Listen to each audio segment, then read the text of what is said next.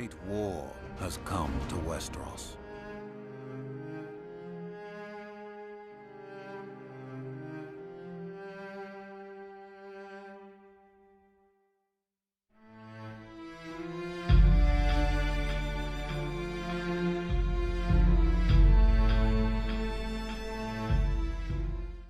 This is a book of imaginary history chronicling the Targaryen kings of Westeros.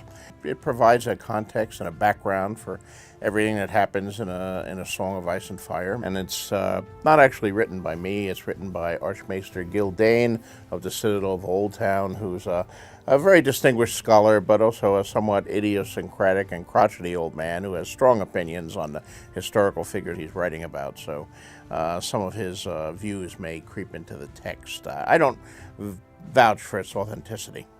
The Targaryens were people. There were good ones, there were bad ones. Some of them were mad. They were all the product of generations of incest. You get people of extraordinary ability and extraordinary physical beauty, which is a Targaryen hallmark. They had certain physical attributes like purple eyes and silver gold hair that was much prized and was considered, more beautiful than the run of normal men.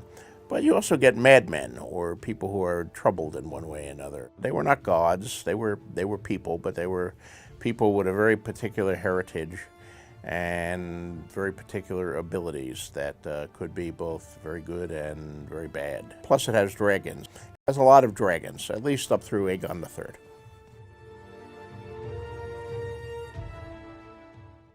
This world wasn't always so small and petty. Thousands of years ago, while the rest of men prayed to gods, the Valyrians became them. Through magic or sheer will, they mastered the greatest creatures in history. A horse grants man dominion over the land, a ship over the sea. But dragons gave us the sky, and everything and everyone beneath it. At its height, my ancestors ruled the known world. Whatever parts we didn't weren't worth knowing. Our capital of Valyria shamed the magnificent cities of the east, for hammers and chisels were no match for dragon fire and sorcery. It was a city and an empire built to last until the end of time. It didn't. 400 years ago, the doom fell on Valyria. Mountains cracked open like eggs, lakes and rivers boiled, fountains of fire, ash and smoke spewed from the ground, so high and so hot that even dragons burned in flight. The land splintered, and the angry sea rushed in. In hours, the greatest city in history became history. But my ancestors didn't burn or drown with the rest of their race. 12 years before the doom, despite the sneers of his rivals, Aenar Targaryen abandoned the capital with his family. Legends claim that his daughter foresaw the destruction of the city in a dream.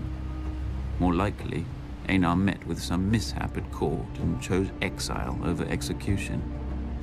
He and House Targaryen slinked away to a dreary, remote, god-forsaken island. Forsaken no longer. With arts now lost to the world, we transformed a tiny outpost into Dragonstone, a fortress fit for the last dragon lords. Then Aenar's descendants settled into it like a tomb for their lost homeland. Until Aegon. When he looked east, he saw the past, old, tired, dead. But when he looked west, he saw the future. Gold in the ground, gold in the fields, and no dragons in the sky but his. He and his sisters, Rhaenys and Visenya, flew over the great continent, ostensibly visitors to a strange land.